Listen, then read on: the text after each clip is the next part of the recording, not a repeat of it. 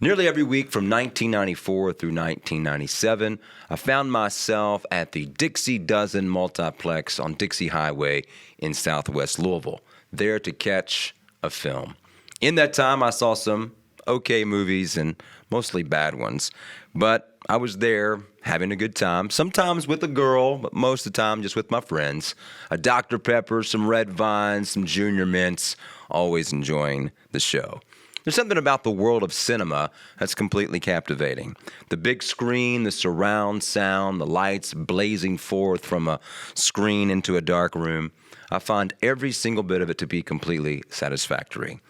But is it also possible that within this motion picture experience, lurking within the 4K and the Dolby audio, that we can find God, or perhaps more fittingly, that God might find us?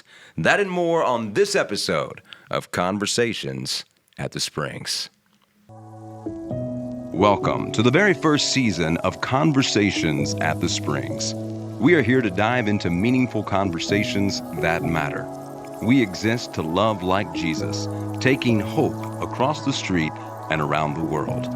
In each episode, we will explore a variety of topics. Join us on this journey as we engage in open, honest, and compassionate dialogue, seeking to inspire and connect with you. Let's embark on a conversation that goes beyond the surface, where faith meets the real challenges of life. Let's talk about it, because every topic is an opportunity to grow together.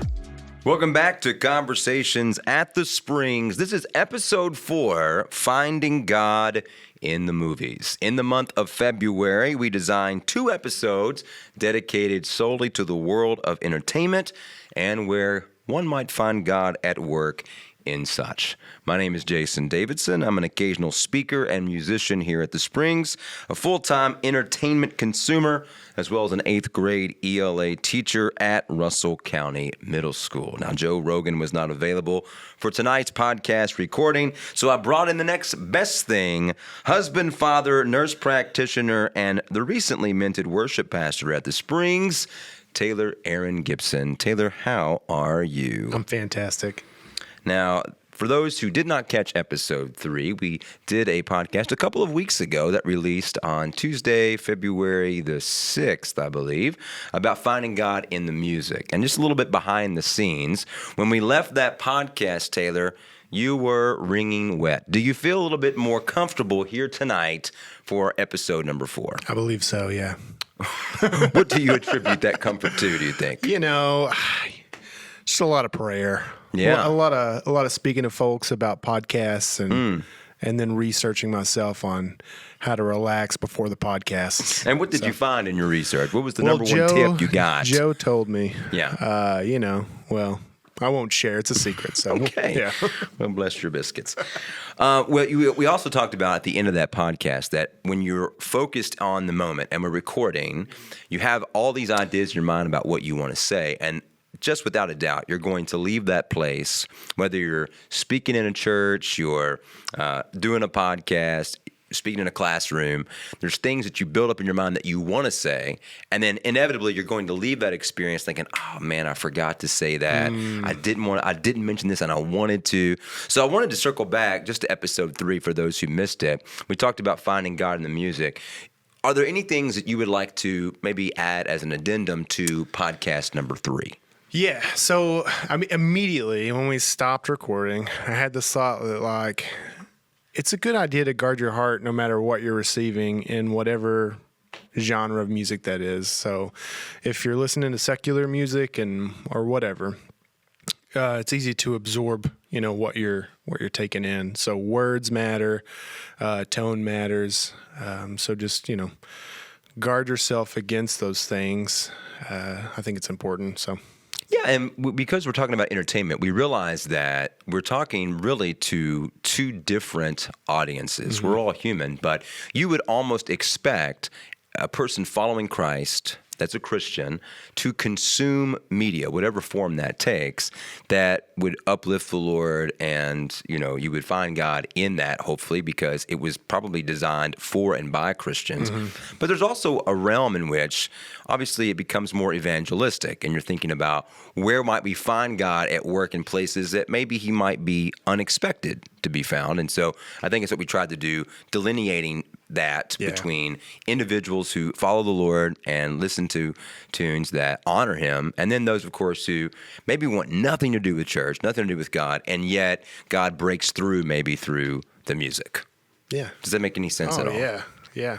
And I think that's also true as we segue into movies here tonight. So entertainment, obviously, a wide range of things that you could consume, especially in 2024. It seems like there's more and more outlets to be able to consume content than ever before, and it doesn't seem like it's slowing down anytime soon. And so we decided when we got this assignment to do Finding God Entertainment, we would focus on music and movies, simply because we thought that might be the most apt place that people might find the Lord at work in those two forms of entertainment.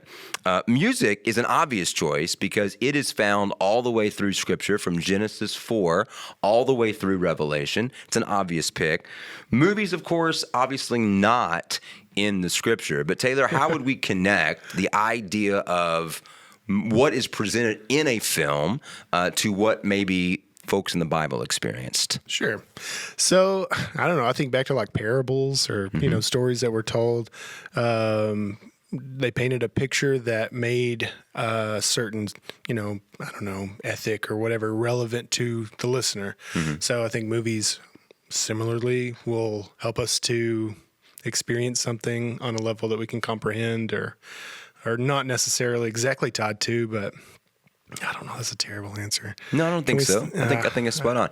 You have a bit of poetry in the Scripture, actually quite a bit of poetry. You have law in the Scripture, but most of it is narrative driven, focused on characters, focused on a plot. So obviously that plays out in terms of stories. But what do you think about this? I often say that movies are simply an audio visual narrative. Yeah. Does that fit? 100%. Yeah. Yeah. So you can see it, you can experience it, but it's all about the story still. Yeah. So obviously, we're going to talk about films here tonight. I wanted to ask you, Taylor, before we get started, what is the best movie of all time, and why is it Back Jurassic to the Future? Park. Oh, man. You blew it. I did blow it. Indeed. For me, obviously, that's Jurassic Park. I went to college initially to be a Jurassic Parkologist. So Not even an archaeologist, No, a Jurassic Parkologist. just someone who studied the film. Is there a university that offers that degree? There was some program at UK. I was kicked out fairly early on, but yeah.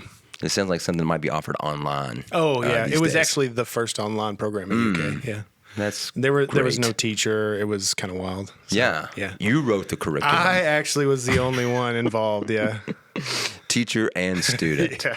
What was it about Jurassic Park do you think spoke to you? So I watched that as a kid. I mean, I watched it, I don't know, I was 3 or 4 when it came out, and I watched it my entire life growing up. And it seemed absolutely real to me as a child. And even as I aged, the special effects, the acting, it made me feel a part of the story. So I felt it was real.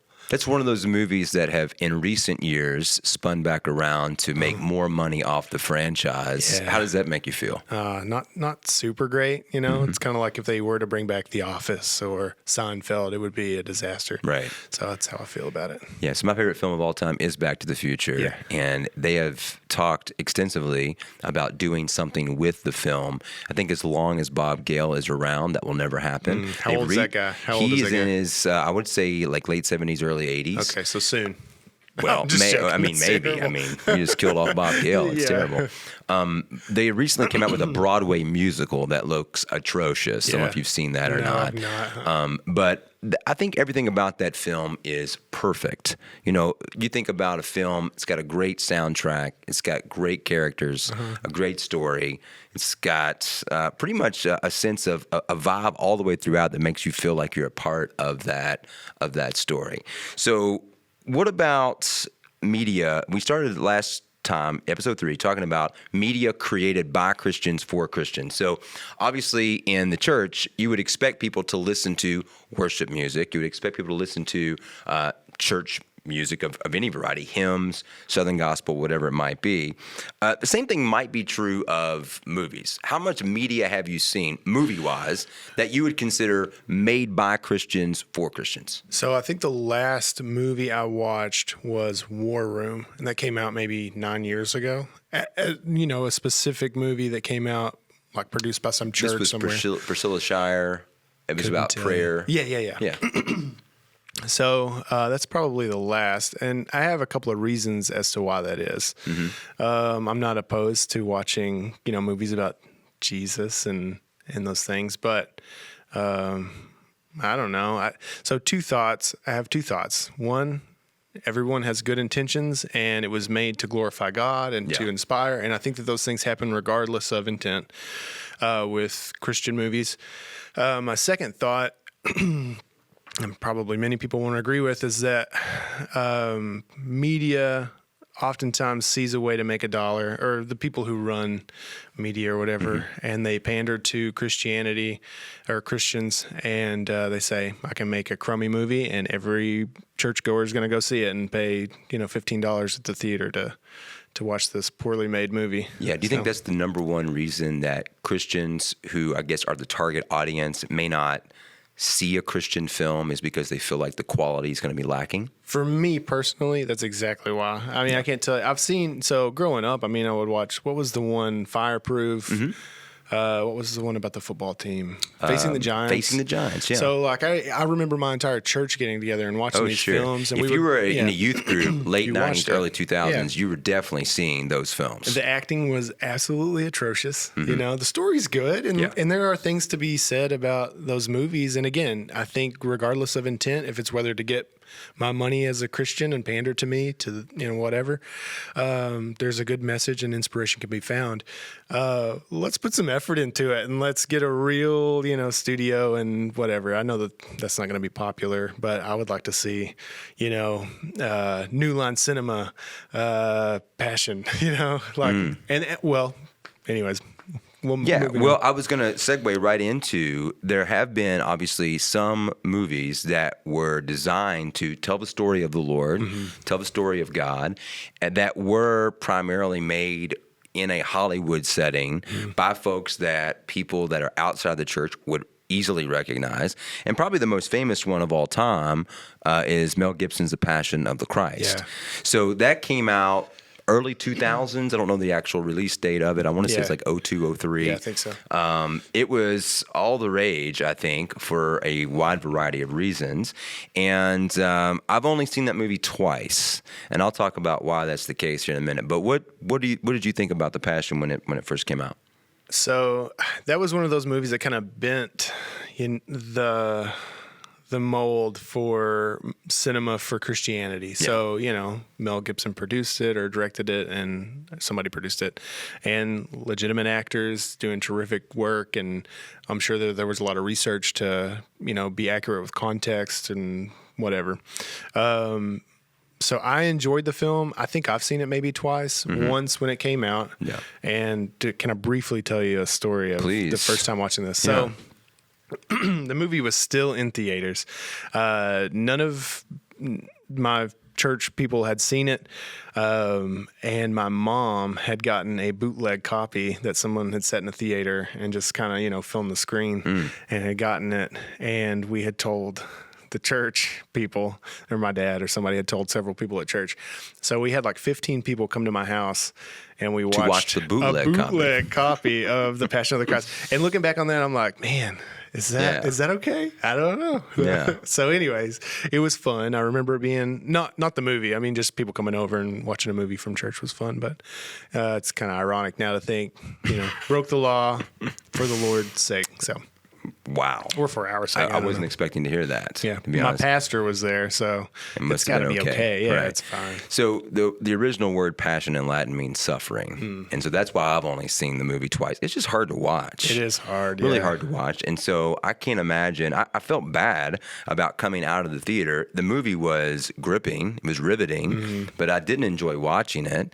But I felt bad about that for a while. But then I thought, surely nobody's actually at the crucifixion saying, man, I'm really enjoying this, So I don't feel bad about that anymore. But it's just really difficult to watch. I think people should watch it, but maybe just once. Yeah, yeah. A lot of great movies are one and done. What about a movie like Bruce Almighty? Well, yeah. So it's kind of satire. I mean, it is satire. It pokes a little bit of fun, but I don't know. How do you feel about those kind of movies? Well, that Evan and then, Almighty? of course, the follow-up, Evan yeah, Almighty, yeah. it more kind of ties in the story of Noah, Yeah. modern-day take on that. So, yeah, I think, as you said earlier, the intent may be maybe to kind of enter into it in kind of a very loose fashion. And maybe it does come across as making fun of it a little bit. Yeah. But at the same time, as the movie progresses, it kind of has more serious undertones to Sure, it, you know, where there's more of a revelation of, hey, this is not a joking matter, Yeah. you know. So I think there's some redemptive quality to it, but you got to probably give it the majority of the film to I find think that there out. was so Jim Carrey's like hearing all of the prayers, Yeah. and then he lets everybody win the lottery, and he tries to fix everything, and then it doesn't go well, and then so you kind of get some insight as to like a lot of times we would question, why is this allowed to happen? Sure. And it's a funny movie. It's not a serious topic, but I mean, kind of gives you some insight as I have no idea why things can't work out for everybody, but anyways. Yeah. So there are some directors that I think are specifically trying to inject biblical themes, move of the Spirit into movies that might not necessarily be labeled as Christian. Have you ever heard of the director Terrence Malick before? No, I don't think so. Terrence Malick came out with a film that I would consider to be one of the best I've ever seen called Tree of Life. Came out about 2011. He also came out with a movie a few years ago. It's a Holocaust film called A Hidden Life. And in that particular film, it is about an Austrian priest who, after Nazi Germany has taken over Austria. So before they invade Poland in 1939, they actually take over Austria. They annex it to Germany without a fight. And as they do that, the people of Austria are now expected to take an oath of allegiance, not to Germany, but to Adolf Hitler. And this priest, in his position, refuses to do it. And I won't spoil it because I think everybody should watch it. First of all, the cinematography is amazing. It's shot in the Austrian Alps. But just the film and the way that it shows this guy wrestling with the fact he has a family, he has a wife, he has 2 young daughters, but he refuses to bow the knee to pledging allegiance to Adolf Hitler, that it really just throughout the course of the film creates this tension, and of course it's resolved by the end. So I would definitely check that out. Terrence Malick's A Hidden Life, 2019. What about movies that you feel like maybe aren't the greatest, but may have some redemptive moments in them? Are there moments from movies that you feel like, they could be teachable in a way? They're not necessarily from beginning to end something that might honor the Lord, but maybe there's little segments of it that might be redemptive. Are we speaking directly? I mean, are we talking about, It church movies? could be any film. Air Any Bud. film. Air Yeah. Bud. Air Bud? Yeah. Which version? The first one the is the original. only one I've seen. So, yeah. Terrible movie. But that part at the end, I don't even remember what happened. I just remember the emotion. Was he playing basketball in that film? I think he was playing Yeah. basketball. Really spoke to me. Wow. Yeah. No, you give me an example, and then I'll think of something. So outside of like Star Wars movies, Back to Yeah. the Future, Jurassic Park, Indiana Jones, I hardly ever rewatch movies a lot. Yeah. But because we have the Christmas movie Monday, I watch Christmas movies probably almost as much as any other film I've ever seen, because year after year we're watching the same ones. Yeah. So Christmas with the Cranks probably is not on the top 10 Christmas movie it's my list. I least favorite apologize. Christmas I would movie. read the book Skipping Christmas by John Grisham, which is heard it's based on good. great You book. told me that. But at the end of that film, where they've bought this cruise, and spoiler alert, but this came out like 20 years ago, so Yeah, you've had your chance yeah. to watch this film. But at the end of that film, the Cranks have bought this cruise. Their daughter has come home, and they've realized we're not going to be able to take this cruise. Their neighbor across the street, he's kind of cantankerous, has a wife who has cancer. She's gotten some bad news, and it doesn't look good for her. And he goes over to give them this ham after this Christmas party, and he walks back out into the middle of the street, and there's this moment where the camera pans out. It's like an establishing shot of the whole street, and like you could see him kind of literally at a crossroads in the middle of that street, and then he turns around, he like literally repents and walks back to the house and says, "Here, you have the cruise." It gets me every time, man. It's a Yeah. really great moment from the film, even if the film itself overall isn't the greatest. I think, I like that example. I think my hang up is Tim Allen. I don't know. Yeah. It's hard for me to watch Not that a big on Santa Christmas. Claus guy? The Santa Claus is okay. Yeah. Anything beyond that, my kids love it. We watch it, but Tim Allen. Ugh. No, I'm just joking. Well, is he's Buzz Lightyear, right? He is Buzz Okay, Lightyear, yeah. So those are good. Toy Story, okay. Yeah. Yeah. So what about any moments from a movie that stand out as being man. somewhat redemptive? Yeah.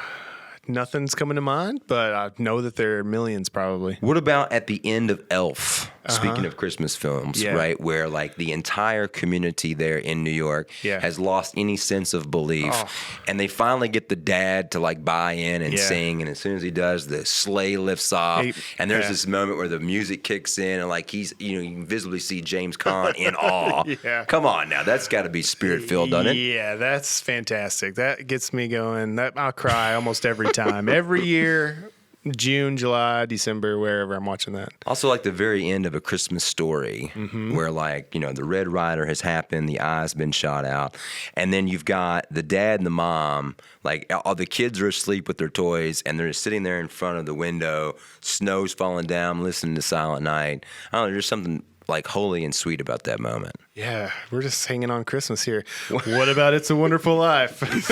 Okay, it's one of the best films ever Oh, made. I love It's a Wonderful Life. Yeah. Yeah. And not just as a Christmas movie. That's, anyways. But I super think it's redemptive. barely even a Christmas movie. It's Yeah. just a great life story. Yeah, it's a good period. movie. Yeah. Like, what would happen to you if you weren't around? Yeah. You know? I think about it often, thanks to It's a Wonderful Life. Not in a negative way, but like, you know, I ponder it. How much difference have you really Yeah, made? right. Yeah, indeed. A lot, let me tell you. Just joking. So I found this. I found this site that was specifically geared towards Christians, and it said 5 questions to ask yourself when considering films to watch from a Christian viewpoint. So I want to share a few of these and just see what you think about that. Number 1 is it asks you to think about, if you're watching a film, how does this movie try to teach me something? Right? So, like, if I'm picking a film, how does it try to teach me something? Do you remember Doug Fields? He was the youth pastor for Saddleback during the Rick Warren heyday. I don't know. It sounds familiar. He was but a youth pastor, and he came up with 4 books called Videos That Teach, 4 volumes, and each of them had 75 films that taught some sort of Christian-based lesson. So that's secular films or Yes, any all, film? all Okay, films, gotcha. right? So those weren't whole movies; they were clips, but they were teachable clips that said, "Hey, if you watch this, you can pull out things about doubt or uncertainty or worry or whatever it might be." Do you think there's some redemptive quality to that? Oh, yeah. So I don't know. I don't always watch movies where people are redeemed or, you Sure. know, the good things happen, but I would say 50% of the time a movie you're going to watch is going to have some. Have you ever went into a movie not expecting anything to like move you at all, and then was surprised that that happened? Yeah. Yeah. When was it, brother? Let us know. Oh, have you ever seen the movie Talladega Nights, The Ballad of Ricky Bobby? Of course, yes. There you go. Need I say more? Do I need to Yes, you do, because I've seen the film, and I like to know how this moved you. So, I mean, this is a guy who, you know, his upbringing, his dad leaves, he makes his own way, he becomes this great NASCAR guy, Yeah. loses everything. I think it's the same formula for every Will Ferrell film, but Yeah. loses everything, reaches the bottom, friends leave, you know, and then he kind of figures out what really matters, and he does the thing and, you know, comes back on top, at least for a race, I guess. The second thing they ask you to consider is, what does this movie assume about reality? So obviously there are certain realms that movies are told in that could be science fiction, it could be fantasy. And so they said that's pretty important to consider when you're thinking about maybe the overarching theme or the message of the film. Do you think there's any merit to that? So you're saying, like, how does this movie about a space battle tie into my real world everyday living? Yeah, or some kid getting sent to Hogwarts. Yeah. Oof. You Yeah. know? Yeah. Yeah. There's some merit to that. Based I on what you suppose. told us last time about your upbringing, I Yeah. would assume that Harry Potter was a no-no for you growing Yeah, up. Harry Potter was a no-go. Yeah. And you know, I don't know how much we want to talk about. Was Harry it Potter, because but- of magic, do you think? Yeah. Like, what was the deal? So all wizardry was perceived as evil, including Lord of the Rings? including Lord of the Rings, including C.S. Lewis, the Narnia? Narnia, yeah. So At least they were consistent. yeah. It was just, you know, if there were witches or wizards or whatever, especially demons or something. Yeah.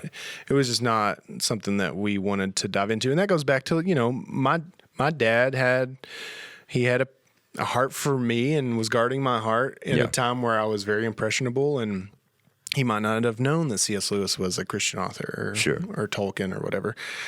So he was just, I don't think back to that and be like, man, I missed out. Because now I understand those things and I can read them and appreciate them in a way that I wouldn't have as a 11-year-old. So Yeah, that's fair. yeah. Indeed. What about this one? How is this movie affecting me spiritually? Now, that might be a question, obviously, it's asked in the present tense. Like, maybe it's too late after you're already watching it. But let me ask you this. Have you ever started a film, felt bad about seeing it, and then stopped it or walked out or whatever the case may be? Yeah. Yeah. Do I need to go on about that? I'd like to hear more. So, I'll just admit to watching movies that I probably shouldn't. They're not good for my heart. And one of those movies, I remember starting it. It was Leonardo DiCaprio's Wolf of Wall Street. I don't know if you've seen it, but... Yep. Hey everybody, my name's Taylor Evans. I get to be the senior pastor here at the Springs, and I just wanted to take a second to invite you all to be a part of the Springs. If you don't have a church home, we have service every Sunday at 10 o'clock. We also have our Celebrate Recovery meeting on Sunday evenings starting at 5:15, and we do our children and youth activities on Wednesday nights. And so we'd love to have you be a part of that.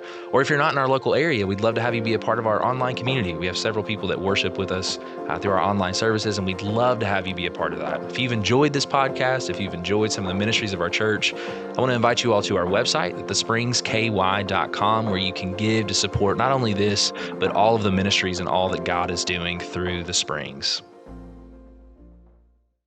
Anyway, so my friends had rented this movie, and it's Leonardo DiCaprio's Wolf of Wall Street, and we're watching the movie, and it just, from the beginning to whenever, it just was not a good movie, and I had to just walk out. Could not finish it. I just felt terrible being in the presence of this movie. Yeah. But that's probably a good sign, right? I mean, it's the work of the Spirit saying, hey, man, this is not for you. Yeah. For sure. I could use more of that all the time. So Yeah, no doubt. What about this one? How does the Bible interact with this film? Do you think that matters at all when choosing a movie to watch? How does the Bible interact with it? Yeah. So it's not something I go into a movie or a cinema and say like, man, how's this going to relate to something in the Bible? Or what does the Bible tell me about this ever? I never have that thought usually. But yeah, I don't know. I haven't put much thought into that. Knowing we were doing this podcast, maybe this is why I started to recognize in everything that I sat down to watch, even if it was tongue-in-cheek or if it was making fun of church or whatever, almost everything that I've seen within the last month or so has included at least like one church-related scene or something of that nature. Maybe I didn't notice it before. Society of the Snow on Netflix about the Uruguayan plane crash in the Andes. Is that where they eat humans? Okay. But the beginning of that film happens at church. The Netflix show Beef was about this individual who had beef with another lady because of a road rage incident. But right in the middle of that season, there is this sequence where he actually goes to church and has this worshipful moment where he realizes like, hey, this anger is like eating me alive, and it's right in the middle of this Netflix show, but has nothing to do about that whatsoever until it does, and you realize there's a better life for me than the one I'm living in this like rage-filled society. So it's just kind of like nuggets throughout there. So sometimes you might not even know going in, but the Bible's somehow going to interact with this film, and it ends up doing it anyway. You know what I mean? Oh, As yeah. you smack the microphone. Last one. How can I use this movie to talk to my friends about Jesus? Does that ever come across your mind at all? It never does. But, like especially if my friends have all rented a movie like Wolf of Wall Street and then you can't even sit through it because it's so terrible. Yeah, they're probably going to inquire, like, what's up with you? Yeah. So then, that might start a conversation. Be like, well, I have this moral about stuff I'm, digesting and taking and digesting. And so for sure. And I think that's the point, that we can't possibly talk about every single movie that's ever been made. But I do want to talk a little bit here on the tail end about how to be careful with entertainment. It doesn't matter if it's music, if it's movies, just with entertainment in general. So this is what Paul tells Timothy in 1 Timothy 6:17. He talks about how people's trust should be in God, who richly gives us all that we need for our enjoyment. And so obviously that, if we're relying on something else really for any sort of enjoyment that doesn't derive from the Lord. He's the one who gives us all these gifts, and that includes people's gift to write and to act and to direct. But once again, it's given as a gift to honor him. Paul knew about entertainment. He wrote about poetry in Acts 17:28. He wrote about sports in 1 Corinthians 9:24 through 26. And he wrote about theater in 1 Corinthians 4:9. So very well-rounded, knew about the world of entertainment, obviously not in a 21st century context, but he says, hey, God is the one who's given us everything that we need for our enjoyment. And of course, he's talking to a young person in Timothy about that. Entertainment can certainly go too far.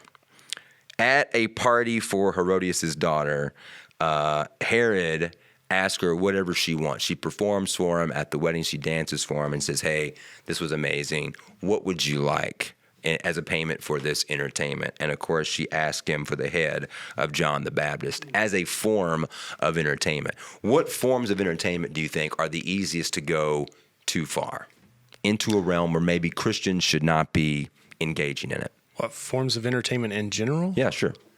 Like, when do you know, hey, this right here, this has gone across the line? Yeah. I mean, I don't know. There are several obvious things. Sure. I don't know if they need to be said, but let's go to the blurry part. Okay. Yeah, like where do you think is Yeah. like where the line begins to blur a little bit? yeah. Well, I would say, like, if you're watching a rated R movie that's mostly about sex or, those kinds of things, it's probably not good for you to, take in. But I think maybe The Passion was rated R, so I can't just say all rated R was, movies correct, are yeah. not good for you to view. But I think there's a lot of just user discretion when it comes to things. If you have a problem with drugs or sex or violence, don't get involved in viewing those things constantly. I love superhero movies, but I'm not going to go out and punch somebody in the face after I watch one. I don't, have a problem with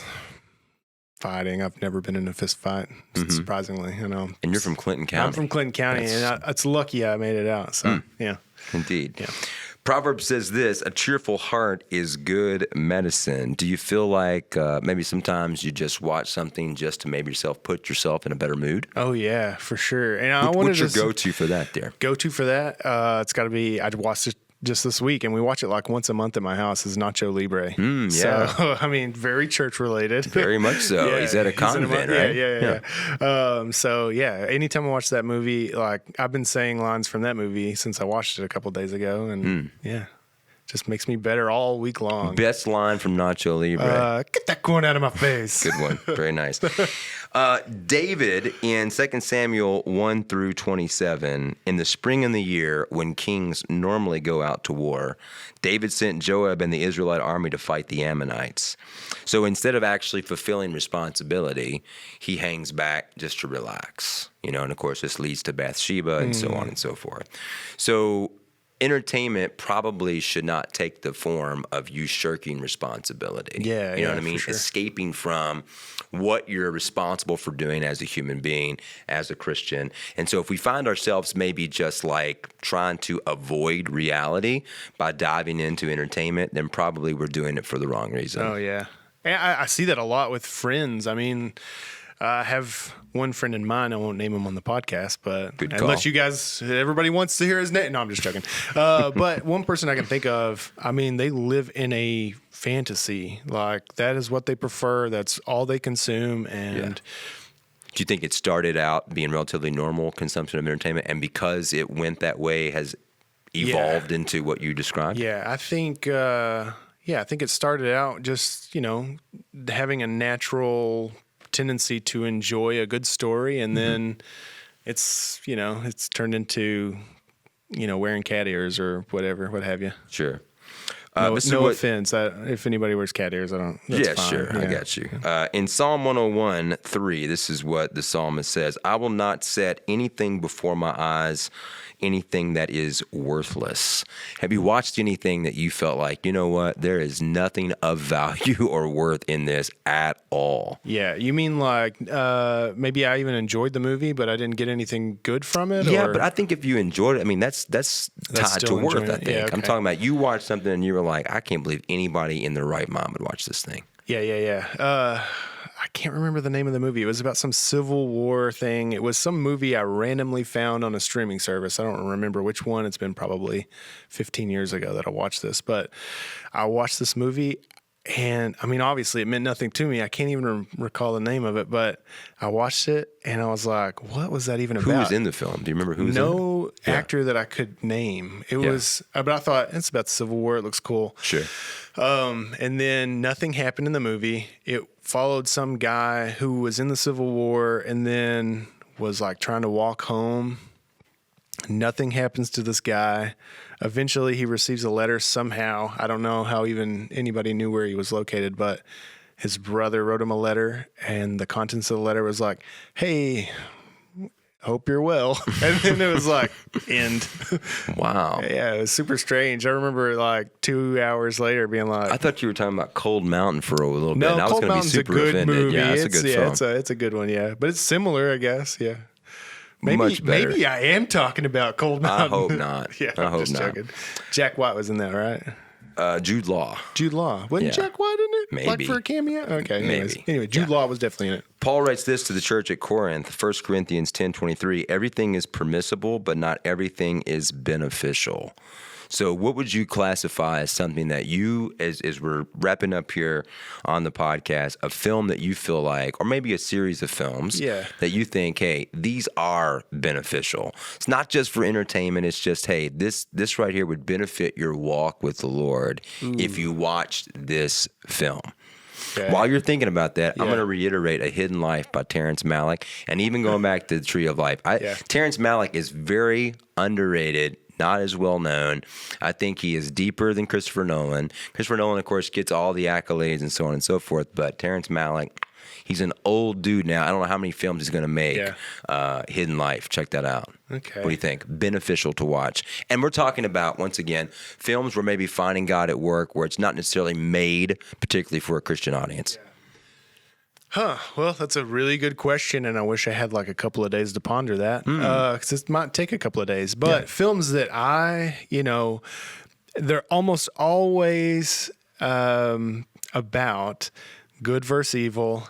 Either one person is like, going to save everybody else, or those types of things. So my go-to films that I've watched 1,000 times, Star Wars, so good, definitely good versus evil there. What's the best Star Wars film? Empire Strikes Back is great. The one I have most memories about is Episode 1, The Phantom Menace. Jar Jar? Yeah, so I was like, I think I was 10 when that came out. It was a big deal. But anyways, Lord of the Rings, that's another one I'll often, watch. We watched The Hobbit this past. That's a time commitment there. Yeah, it is. We watched the cartoon version. It was like, what's the it doesn't matter. Yeah. Is it Rankin and Brass? Is that the makers of the claymation Rudolph? And Bass. And Bass, okay. They made an animated version of The Hobbit. Check it out. It's super bizarre. I like it though. But anyways, good versus evil, and then I don't know. What else we got going on? Harry Potter, obviously, there's this chosen child who is going to be victorious over evil. Aside from wizardry and witchcraft, I don't know if you agree with those types of things, but the message is, good will overcome. And that's the whole message of Jesus. He's going to overthrow. Yeah. And that's rare to find in Hollywood. I think it's why, the list that we come up with is going to be pretty short. Do you think there's a concerted effort by people in Hollywood to send a message that is the opposite of the Lord, like an antichrist message, one that really tries to divert people into maybe a nefarious lifestyle as opposed to pointing them to God? Yeah. Have you heard of Wolf of Wall Street? Just about 5 minutes ago. Yeah. No, yeah. I don't know if, people believe conspiracies, and I don't know how things really work, in the big picture for things, but I would imagine there are things that are working against, God for sure. I mean, and I think that even if it's spiritual, those things are going to manifest through people creating movies, shows, music, whatever. So Right. I do think that happens. Maybe yeah. they're an instrument for something. Yeah. Much more Even if spiritual. it's, subconscious or Sure. it's not just a demon directing a movie or whatever, but Right. And I think that's why you got to be careful. As we yeah. wrap up episode 4 here tonight, I think that's the main thing, that if you're a Christian, obviously you're taking these things into consideration. But even if you're listening and you're watching and you're not a Christian, I think there are competing narratives for your life, for your attention, for everything about you. And you need to know that ultimately that the story of the Lord is the one that you need to hear. The gospel message that we've all sinned, we've all fallen short, we've all watched Wolf of Wall Street, and we've fallen short of the glory of God. But the story of the Lord, the narrative of the Lord, is the one that you need to hear. And that is that he lived a perfect life, and he died his death and was resurrected just for you and for everybody else on the planet. Thanks for listening to the Conversations at the Spring. We'll be back in the month of March with a whole new set of topics and things worth talking about. Thanks for joining us.